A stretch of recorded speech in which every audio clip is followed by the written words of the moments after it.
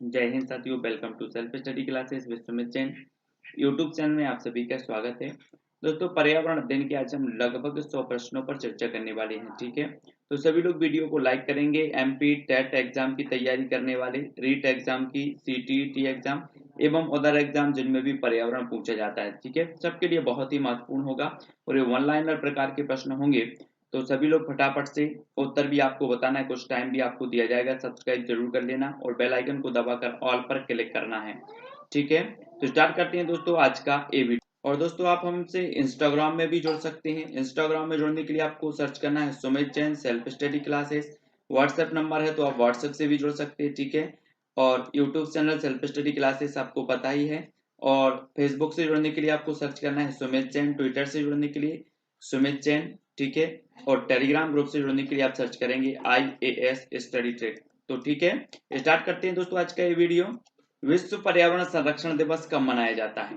आपको बताना है विश्व पर्यावरण संरक्षण दिवस कब मनाया जाता है। प्रश्न क्रमांक 1 है, तब आपका बिल्कुल सही आंसर होगा 26 नवंबर को विश्व पर्यावरण संरक्षण दिवस मनाया जाता है। ठीक है, पर्यावरण दिवस जो मनाया, विश्व पर्यावरण दिवस 5 जून को मनाया जाता है, लेकिन विश्व पर्यावरण संरक्षण दिवस की अगर बात होती है तो ये 26 नवंबर को मनाया जाता है। ठीक है, भारतीय वन्यजीव संस्थान स्थित है, तो कहाँ स्थित है? भारतीय वन्यजीव संस्थान स्थित है, तो ये स्थित है दोस्तों देहरादून में। कहाँ पर है? देहरादून। वन्यजीव संस्थान स्थित है। वन अनुसंधान केंद्र भी देहरादून में स्थित है। वन्यजीव संस्थान भी कहां पर है? देहरादून में स्थित है। अगला है ध्वनि प्रदूषण मापने की इकाई क्या है? प्रश्न क्रमांक 3 का उत्तर हमें बताना है। अगर आपसे बनता है तो कमेंट में जरूर लिखा करें। ठीक है, तो आपका बिल्कुल सही आंसर होगा डेसिबल। ध्वनि प्रदूषण मापने की जो इकाई है वो कहलाती है डेसिबल। ठीक है, विश्व पर्यावरण दिवस 2019 का विषय क्या था? दोस्तों, विश्व पर्यावरण दिवस 5 जून को मनाया जाता है, लेकिन विश्व पर्यावरण दिवस 2019 की जो थीम थी, जो विषय था, वो क्या था? तब आपका बिल्कुल सही आंसर क्या होगा? बीट वायु प्रदूषण। ये 2019 का विषय था, थीम थी। प्रश्न क्रमांक 4 का उत्तर। ठीक है, नेक्स्ट देख लेते हैं। ओजोन परत की मोटाई नापने की इकाई है तो क्या है? प्रश्न क्रमांक 5 का उत्तर हमें बताना है। ओजोन परत की मोटाई नापने की इकाई क्या है? तब आपका बिल्कुल सही आंसर क्या हो जाएगा? ओजोन परत की मोटाई नापने की जो इकाई है दोस्तों वो डॉप्सन यूनिट है। क्या है? डॉप्सन, या फिर डीबी कहा जाता है। ठीक है, डॉप्सन यूनिट, याद रख लेना। अगला क्वेश्चन है दोस्तों, जुड़वा और प्रेशर कुकर ग्रह है तो कौन सा है? प्रश्न क्रमांक 6 का उत्तर बताना है। जुड़वा और प्रेशर कुकर कौन सा है, या जिसे जुड़वा ग्रह कहा जाता है वो ग्रह है शुक्र। ठीक है, क्वेश्चन पूछा गया था, जुड़वा और प्रेशर कुकर ग्रह है तो शुक्र। सर्वाधिक भूकंप वाला देश कौन सा है? प्रश्न क्रमांक 7 का उत्तर हमें बताना है। सर्वाधिक भूकंप वाला देश जो है वो कौन सा है? तो आपका बिल्कुल सही आंसर हो जाएगा, जो सर्वाधिक भूकंप वाला देश है वो है जापान। कौन सा देश है? जापान। ठीक है, याद रखना है। समुद्र में उठने वाली भूकंपीय लहरें कहलाती हैं तो क्या कहलाती हैं? समुद्र में उठने वाली भूकंपीय लहरें क्या कहलाती हैं? प्रश्न क्रमांक 8 का उत्तर हमें बताना है। तब आपका बिल्कुल सही आंसर हो जाएगा दोस्तों सुनामी। समुद्र में उठने वाली जो भूकंपीय लहरें हैं वो कहलाती है सुनामी। अगला क्वेश्चन है, लाल क्रांति संबंधित है तो किससे संबंधित है? प्रश्न क्रमांक 9। तो आपका बिल्कुल सही आंसर होगा मांस और टमाटर उत्पादन से संबंधित है लाल क्रांति। नेक्स्ट है, कपास किस प्रकार की फसल है? प्रश्न क्रमांक 10 का उत्तर बताना है। कपास किस प्रकार की फसल है? तो खरीफ की फसल। ठीक है, कपास किस प्रकार की फसल है? खरीफ। सेरीकल्चर संबंधित है। प्रश्न क्रमांक 11। तब राइट आंसर होगा रेशम उत्पादन से। सेरीकल्चर संबंधित है रेशम उत्पादन से। ठीक है, नेक्स्ट है, दूध से दही बनने की प्रक्रिया को क्या कहते हैं? प्रश्न क्रमांक 12। दूध से दही बनने की प्रक्रिया को क्या कहा जाता है? तब राइट आंसर क्या होगा? किण्वन। क्या कहा जाता है? किण्वन। ठीक है, नेक्स्ट प्रश्न है, विटामिन सी की कमी से होने वाली बीमारी है तो कौन सी है? प्रश्न क्रमांक 13। विटामिन सी की कमी से होने वाली बीमारी कौन सी है? तो राइट आंसर क्या होगा? स्कर्वी। कौन सी है? स्कर्वी। ठीक है, अगला क्वेश्चन देखो, एनीमिया किसकी कमी से होता है? प्रश्न क्रमांक 14। एनीमिया किसकी कमी से होता है? तो बिल्कुल सही आंसर होगा आयरन की कमी से। एनीमिया होता है आयरन की कमी से। डेंगू रोग का वाहक है तो क्या है? प्रश्न क्रमांक 15। डेंगू रोग का वाहक हमें बताना है, तो बिल्कुल सही आंसर होगा एडीज मच्छर। एडीज जो मच्छर है वो डेंगू रोग का वाहक माना जाता है इसे। बीसीजी का टीका लगाया जाता है। प्रश्न क्रमांक 16। तो किस रोग के लिए? क्षय या फिर टीबी रोग के लिए लगाया जाता है बीसीजी का टीका। एड्स की जांच के लिए कौन सा टेस्ट किया जाता है? प्रश्न क्रमांक 17 का आंसर बताना है हमें। एड्स की जांच के लिए कौन सा टेस्ट किया जाता है? तो राइट आंसर क्या होगा? Elisa test. एलिसा टेस्ट किया जाता है एड्स की जांच के लिए। शारदा एक्ट संबंधित है तो किससे संबंधित है? प्रश्न क्रमांक 18। शारदा एक्ट किससे संबंधित है? तो आपका बिल्कुल सही आंसर होगा बाल विवाह से संबंधित है शारदा एक्ट। जिस परिवार में माँ बाप और उनके विवाहित बच्चे रहते हैं वो परिवार कहलाता है, क्या कहलाता है? विवाहित बच्चे, तो वो परिवार कहलाता है दोस्तों अविवाहित बच्चे रहते हैं तो वो क्या कहलाता है? एकल परिवार। माँ बाप और अविवाहित बच्चे रहते हैं वो है एकल परिवार। ठीक है। कच्चे फलों को पकाने वाला हार्मोन्स है तो कौन सा है? 20 का उत्तर। तब आपका बिल्कुल सही आंसर होगा एथिलीन। कच्चे फलों को पकाने वाला जो हार्मोन्स है वो एथिलीन है। ठीक है। बर्फ के बने घर कहलाते हैं, क्या कहलाते हैं? मैंने कई बार जब विस्तृत अध्ययन वाली जो वीडियो है वो जरूर देखें आप। बर्फ के बने जो घर हैं वो क्या कहलाते हैं? वो कहलाते इस इग्लू। ठीक है। और एस्किमो जनजाति जो होती है उनके घर बने होते हैं बर्फ के, ये अस्थायी घर होते हैं और इन्हें इग्लू कहा जाता है। भारत का सबसे ठंडा मरुस्थल कौन सा है? प्रश्न क्रमांक 22। भारत का सबसे ठंडा मरुस्थल बताना है और राइट आंसर क्या हो जाएगा? लद्दाख। लद्दाख जो मरुस्थल है भारत का सबसे ठंडा मरुस्थल माना जाता है इसे। प्रश्न क्रमांक 22 का नेक्स्ट बात है जबलपुर किस नदी के किनारे स्थित है? प्रश्न क्रमांक 23। तो आपका राइट आंसर क्या होगा? जो जबलपुर है दोस्तों वो नर्मदा नदी के किनारे। किसके किनारे? नर्मदा नदी के। चंद्रयान मिशन 1 कब भेजा गया? प्रश्न क्रमांक 24। तो राइट आंसर होगा 22 अक्टूबर 2008 को चंद्रयान मिशन फर्स्ट भेजा गया था। भारतीय मौसम वेधशाला स्थित है तो कहां पर स्थित है? 25। तब आपका बिल्कुल सही आंसर होगा पुणे।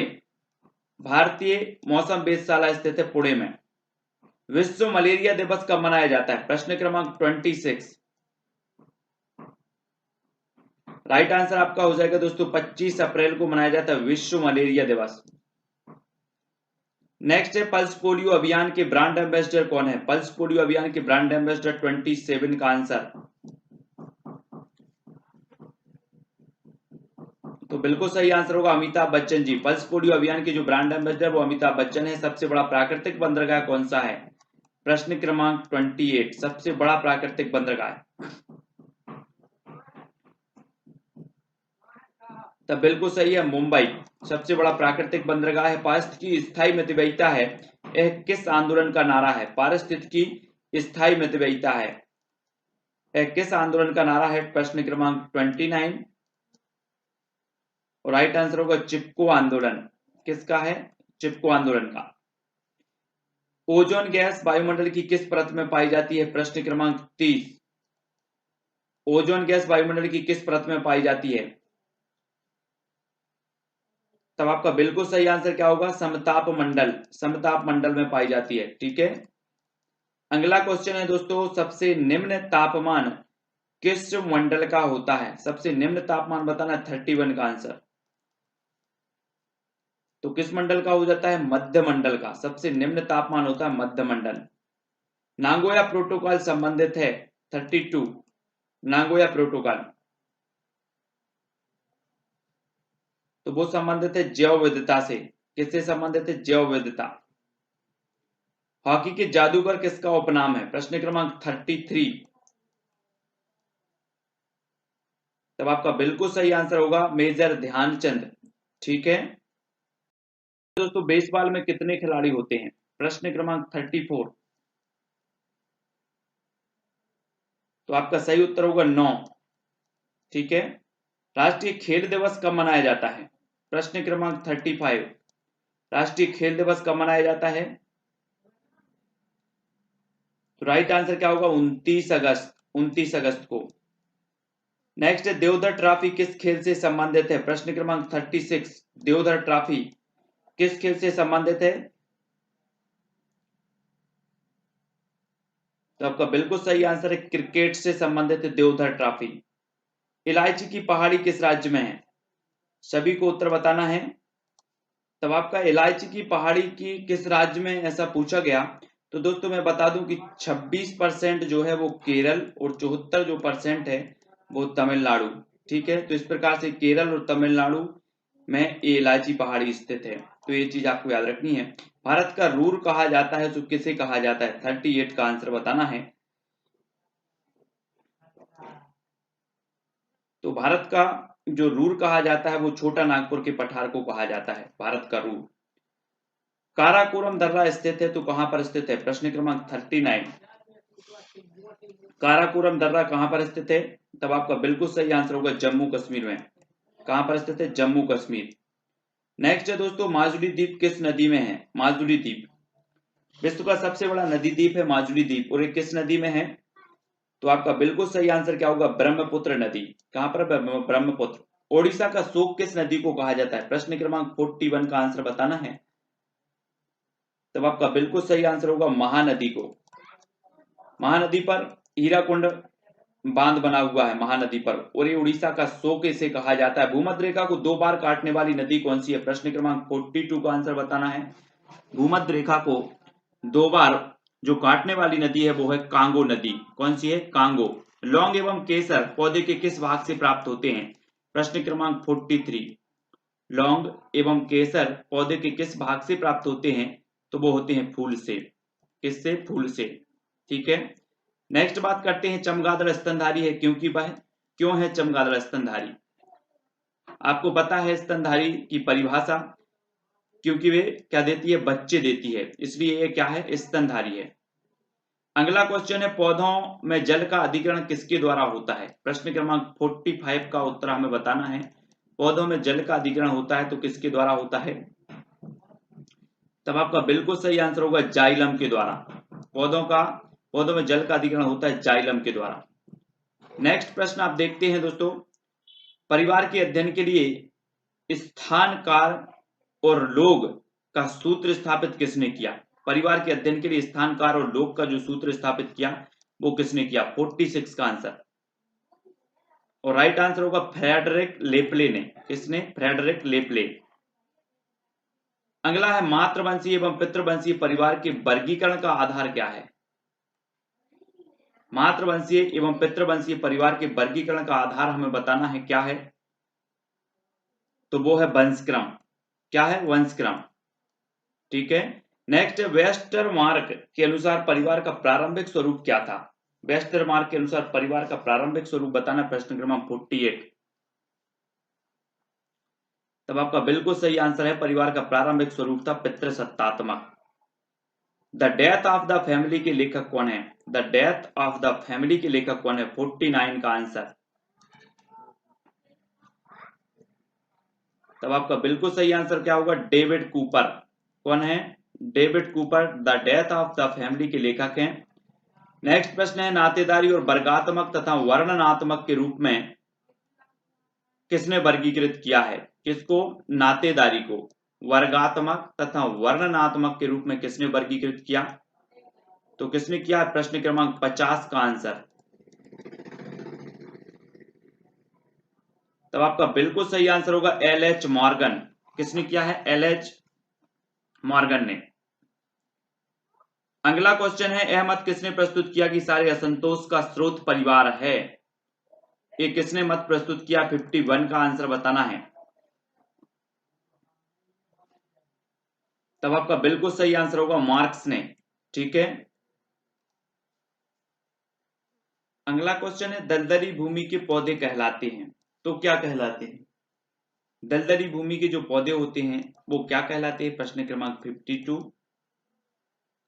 तब आपका बिल्कुल सही आंसर होगा राइजोफोरा। क्या कहलाती है? राइजोफोरा।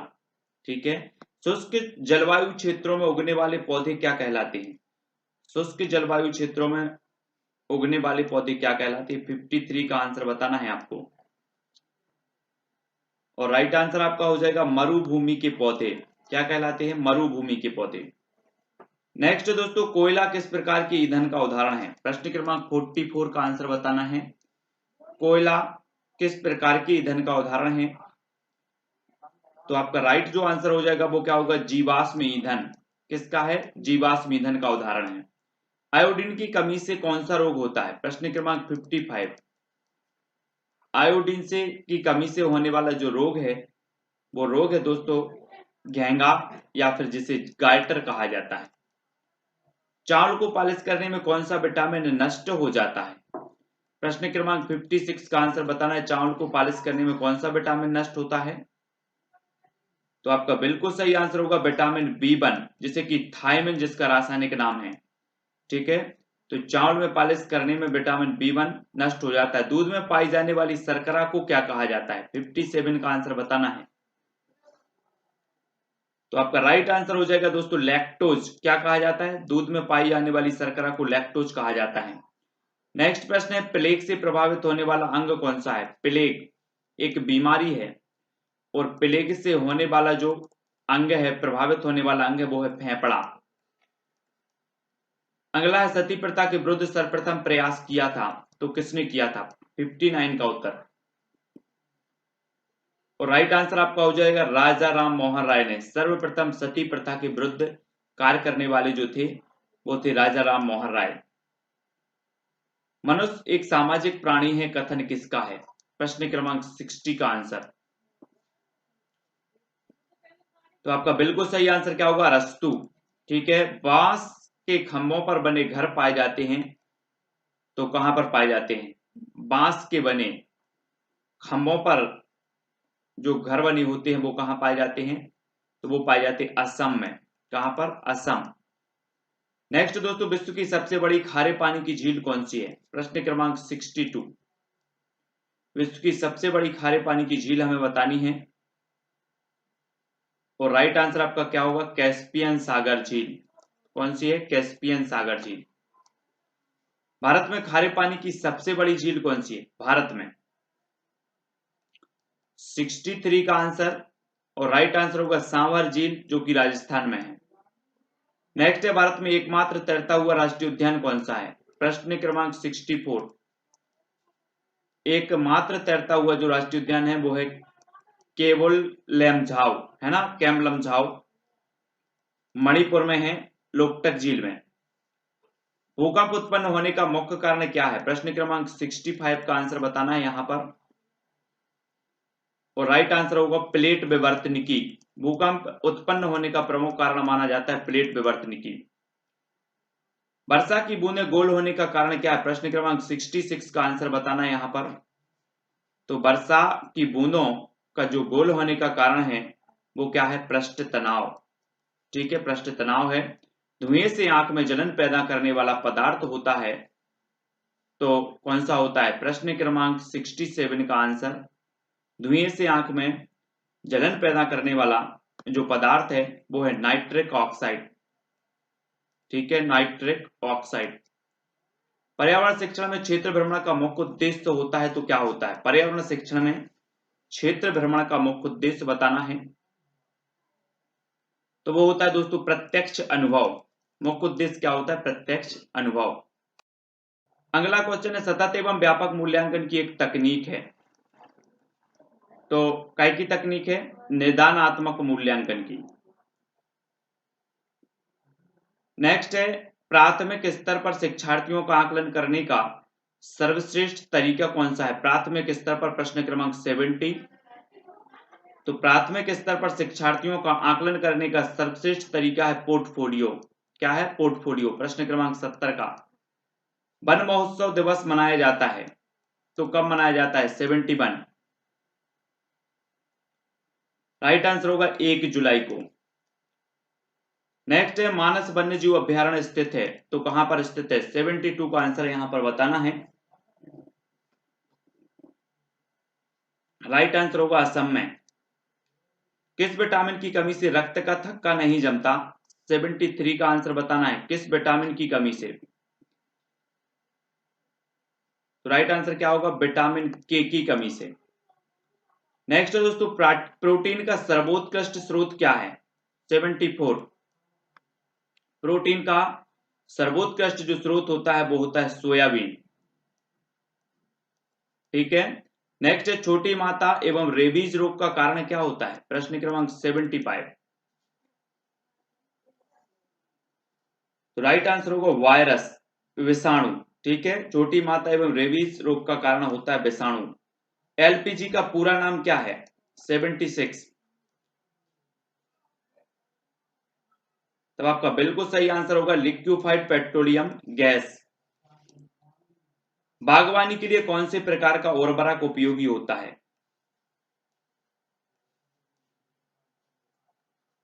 तो राइट आंसर आपका हो जाएगा वर्मी कंपोस्ट, है ना, केंचुआ के द्वारा बनाया गया जो खाद होता है वो वर्मी कंपोस्ट। नेक्स्ट है, हॉर्टिकल्चर संबंधित है तो किससे संबंधित है? प्रश्न क्रमांक 71।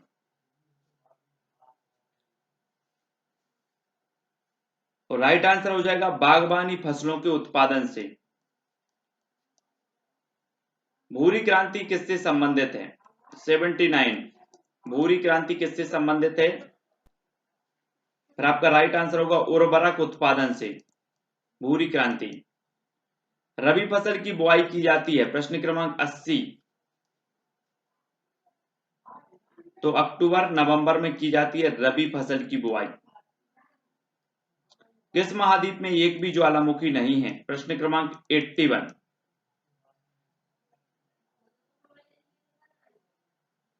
तो किसमें नहीं है? ऑस्ट्रेलिया महाद्वीप में। नेक्स्ट है दोस्तों, आपका वायुमंडल की सबसे निचली परत कौन सी है? प्रश्न क्रमांक 82 का आंसर, वायुमंडल की सबसे निचली परत कौन सी है? तब आपका बिल्कुल सही आंसर होगा क्षोभ मंडल। मक्का किस प्रकार की फसल है? प्रश्न क्रमांक 83। और राइट आंसर होगा खरीफ की, मक्का होती है खरीफ की फसल। जंतुओं में पाए जाने वाले धारीदारी चिन्ह जो होते हैं वो किस कारण से होते हैं? तो किस कारण से होते हैं? वो होते हैं दोस्तों जलवायु के कारण। विटामिन शब्द किसने दिया? 85 का आंसर बताना है आपको, विटामिन जो शब्द है वो किसने दिया? और आपका बिल्कुल सही आंसर होगा फंक ने। विटामिन शब्द देने वाले हैं फंक। ठीक है, विटामिन की खोज नहीं की फंक ने, जबकि विटामिन शब्द दिया है इन्होंने। ठीक है, याद रखना। नेक्स्ट है, विटामिन ए का रासायनिक नाम क्या है? प्रश्न क्रमांक 86। तो आपका बिल्कुल सही आंसर होगा रेटिनॉल। विटामिन ए का रासायनिक नाम है रेटिनॉल। सबसे ऊंचे पेड़ पर घोंसला कौन बनाता है? 87 का आंसर, राइट आंसर होगा चील। भारत के किस राज्य में अधिकतम भूस्खलन की घटनाएं होती हैं? प्रश्न क्रमांक 88। तो किस राज्य में होती हैं? वो होती है हिमालय क्षेत्र में।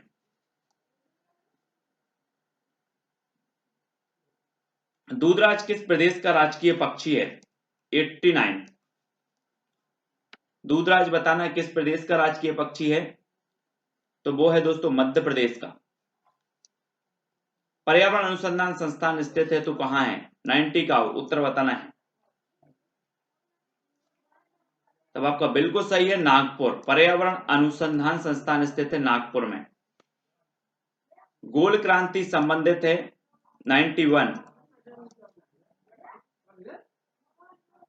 तो गोल क्रांति आलू उत्पादन से संबंधित है। ठीक है, आलू। श्वेत क्रांति के जनक कौन है?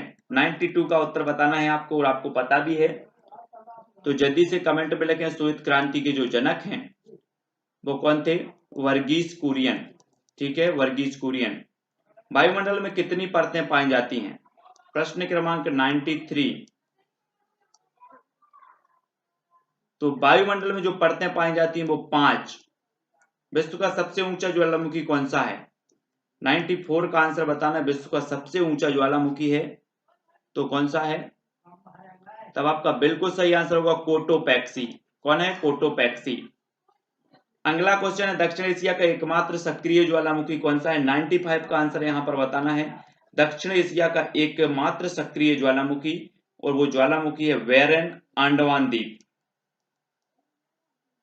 अगला है भूकंप का अध्ययन कहलाता है तो क्या कहलाता है? 96 का उत्तर हमें बताना है। भूकंप का अध्ययन क्या कहलाता है?